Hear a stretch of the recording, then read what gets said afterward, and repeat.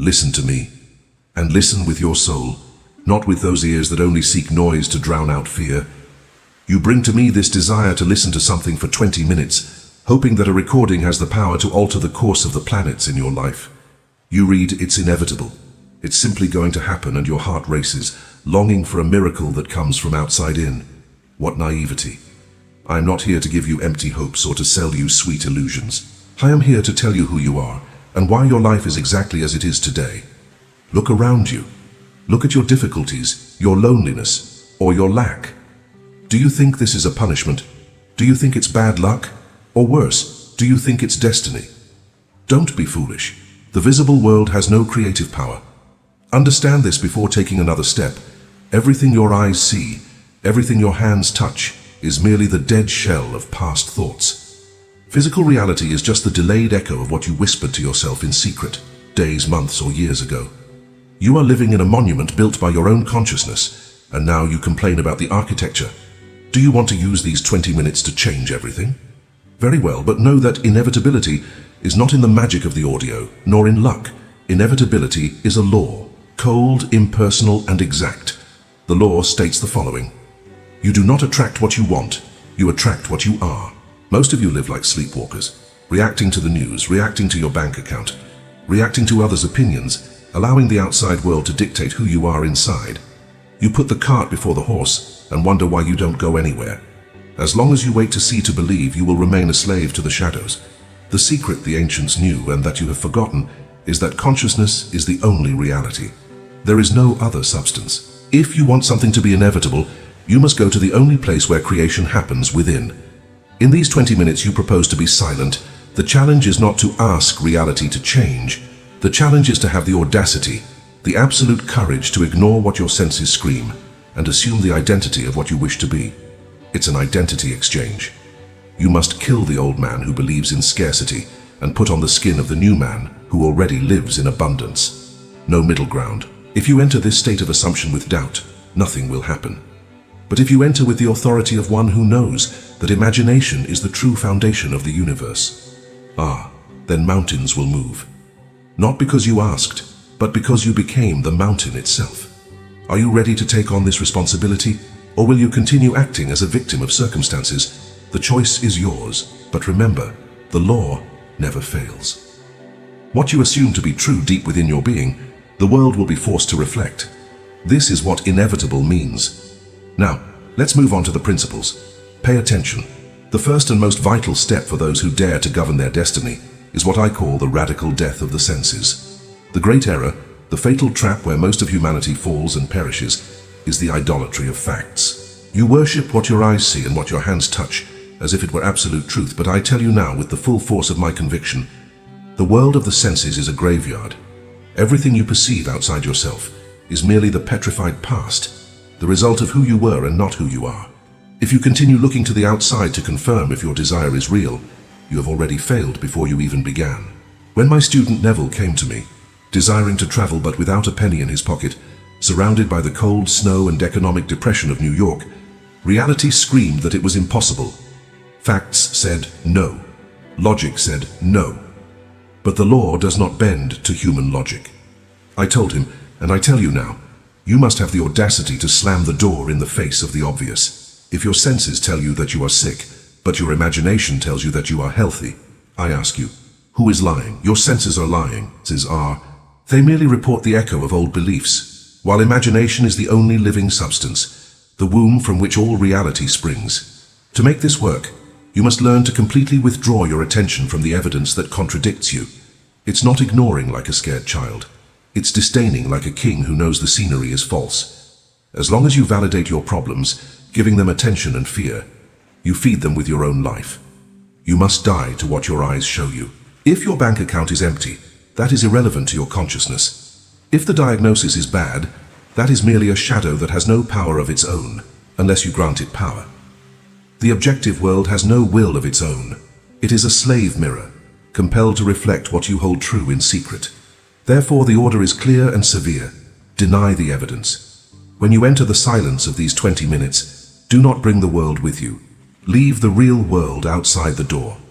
In that sacred space of the mind, the only truth is what you decide is true. If you assume you are prosperous, loved and free, and sustain that against the testimony of your senses, the outer world will begin to crack and crumble, chaotically reorganizing itself merely to conform to this new pattern. But it requires iron discipline. You cannot serve two masters. Either you believe what you see, or you believe what you imagine. Choose imagination now, for it is the only cause, and the physical world is merely its delayed effect. Before we move on to the next point, let me tell you something that can greatly accelerate your transformation. There's a powerful direct material that has changed many people's lives. It shows in a practical and structured way how to use visualization and the law of attraction to move from waiting mode to manifesting mode. You will learn to align your thoughts, emotions, and actions to attract exactly what you desire. Be it more financial freedom, healthy relationships, or a life with more purpose and ease. It's not loose theory nor empty motivational talk. It's real application with real results. If you feel it's time to stop just dreaming and finally start living what you deserve, this could be your next step. The link is in the pinned comment. Click, explore, and see what has already started to happen in the lives of those who decided to truly commit. Now then, let's move on to the next point. The second principle you must engrave with fire in your consciousness is the total abolition of time.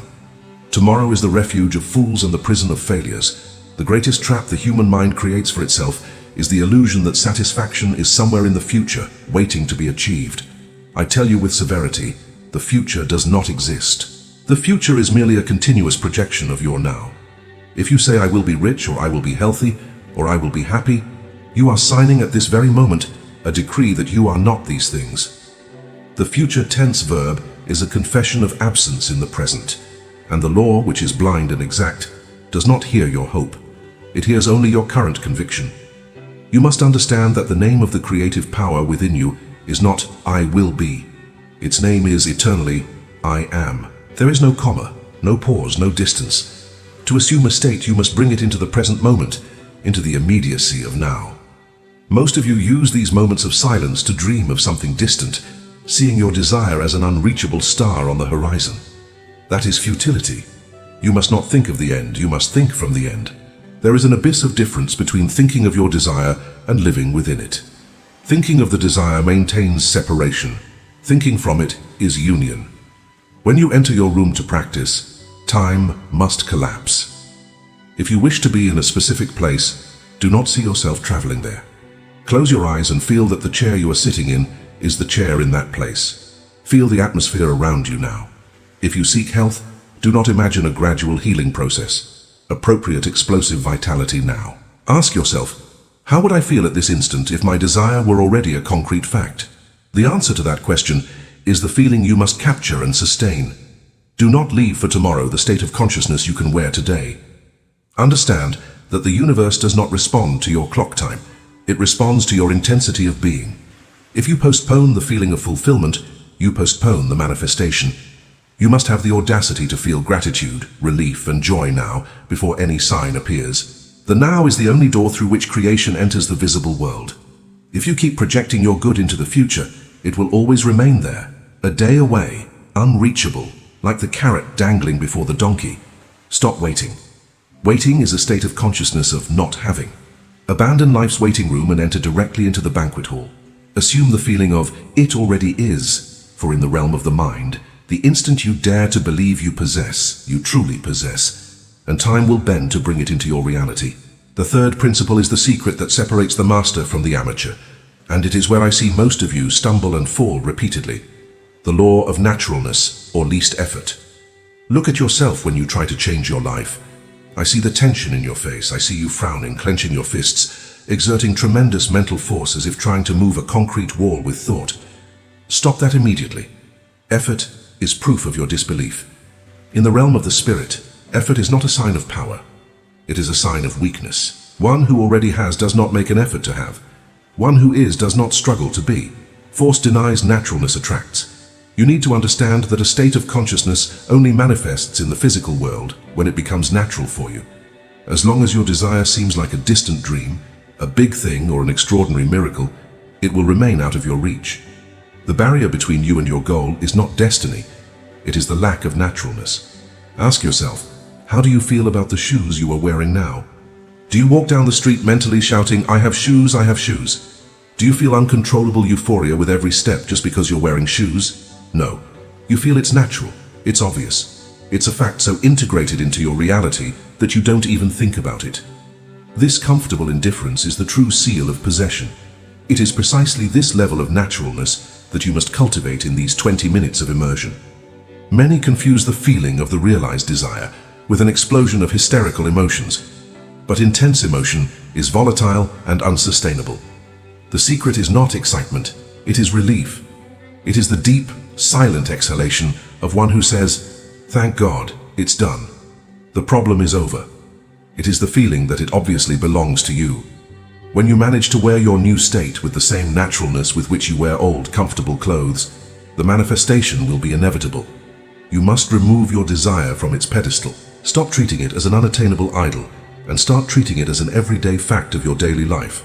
During your silence, do not try to force the image. Instead, familiarize yourself with it. Make it common. If you desire wealth, do not imagine yourself swimming in gold coins like a cartoon character. Imagine yourself signing a check, paying a bill, or buying something simple with the complete absence of worry of one who knows the money is there. Feel the texture of the normality of abundance. The subconscious mind does not accept what is forced. It accepts only what feels true and natural. Therefore, your job is not to create a dazzling fantasy, but rather to impregnate your mind with the calm certainty that this is how things are now. As long as there is the feeling of trying to reach, there will be separation. When there is the feeling of, it is natural for me, the whole world will conspire to confirm your assumption. Make the extraordinary become ordinary in your mind, and it will become a fact in your life. The fourth principle is the trial by fire of your spiritual integrity, the exact point where faith separates from fantasy, the absolute prohibition against digging up the seed. Observe nature, which is infinitely wiser than your anxiety. If you plant a seed in the dark, fertile earth, what do you do next? You leave it in peace, you trust the hidden intelligence of the soil. But what do you do with your desires? You plant the assumption in a moment of clarity, and 20 minutes later, you dig it up again with your dirty doubts, turning over the earth with the shovel of fear to check if the roots have already sprouted. By doing so, you kill your miracle in the cradle. Understand once and for all, the how is none of your business. This is the hardest lesson for the human ego, which loves control. You want to know where the money will come from, who will make the call, which doctor will bring the cure. You want to dictate the means of execution to the universe. How arrogant. Your logical mind, limited to sensory data, does not possess the capacity to see the infinite and complex network of incidents that the law can orchestrate to fulfill your desire. There are millions of paths unknown to you, shortcuts your reason would never dream of. When you try to figure out the how, or when you worry if it will happen, you immediately leave the state of realized desire and return to the state of lack. Once you have done the work in silence, once you have felt the reality of your desire and reached that point of inner conviction, the work is done. It's over. The gestation has begun. Your only obligation from that moment on is to maintain fidelity to that state, without interfering. If you find yourself worried, anxious, or frantically planning how to make things happen, it's a clear sign that you don't believe you already have it. One who already has does not worry about how they will get it. One who already is does not agonize trying to become. Anxiety is proof of your disbelief. Therefore, the order is of monastic severity. Trust the invisible process. When you assume the end, you automatically build what we call a bridge of incidents. A series of events, coincidences, and encounters will occur to lead you to your goal. You may be led to act, yes, but it will be an inspired, inevitable action, not a desperate struggle. Do not touch the seed. Do not look back to see if the shadow is following you.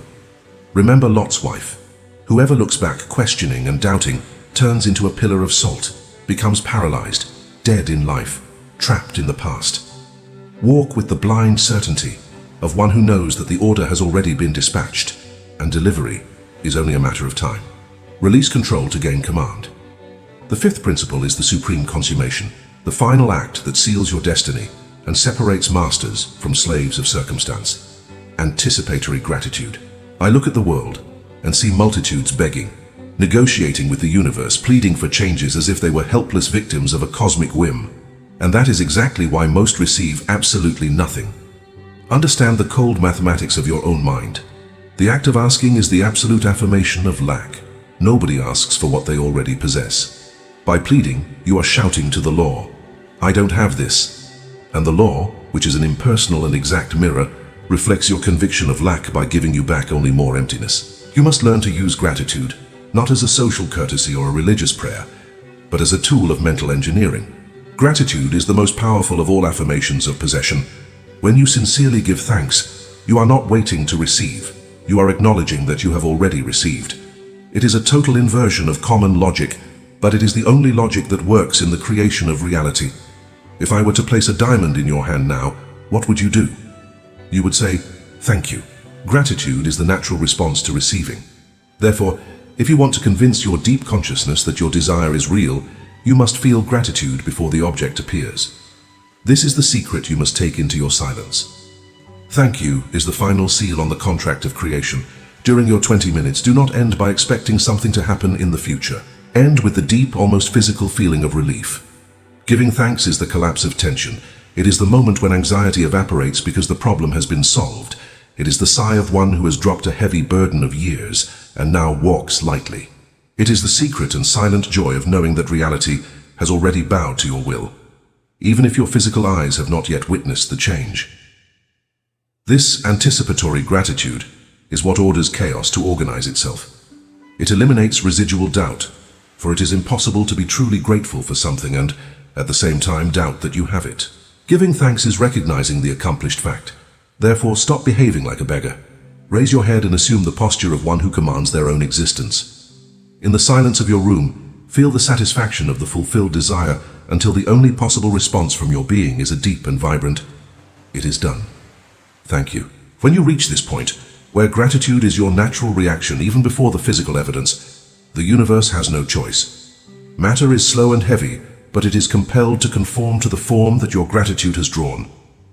Now look at me. Don't look away. I have given you the keys. I have shown you that the walls you see around you are made of mist, not stone. But it is no use for me to give you the secret of kings if you continue to behave like a beggar at the door of life's palace. From this exact second, I forbid you to ask. Do you understand me? Stop asking for life to improve. Stop asking for money to come. Stop asking for love to find you. One who asks confesses that they do not have. And the law, in its mathematical precision, will continue to give you exactly that, the experience of not having. You must reverse the game. Your work, in these 20 minutes and in every minute that follows, is to command. Not with shouts to the sky, but with the silent and unshakable authority of one who knows what they possess. Enter your silence like a general enters his tent, not to discuss if victory is possible, but to draw up plans for how it will be enjoyed. Everything you seek already exists. It is not out there, waiting to be conquered. It is right here, waiting to be recognized. Health, wealth, love are states of consciousness. They are clothes hanging in the wardrobe of your mind. You don't need to create them. You just need to wear them. Wear the garment of prosperity, wear the skin of the beloved person, and don't take it off just because you opened your eyes and saw the old world. The old world is dead. Let the dead bury their dead. You live in the new. Leave here today with this certainty etched into your bones. The only thing preventing the inevitable is your own doubt. Remove the doubt, and the river of creation will flow without barriers. You say you want to change? You say you are ready? The theory ends here. The practice begins now. If you have the audacity to stop being a spectator of your own story and want the complete, no-nonsense map to master this art, the next step is right below. I have laid out the path in the pinned comment, but a warning. Do not click if you are only looking for entertainment. Go there only if you have the courage to take command and make it happen. The banquet is served. Sit at the table and eat. It is done.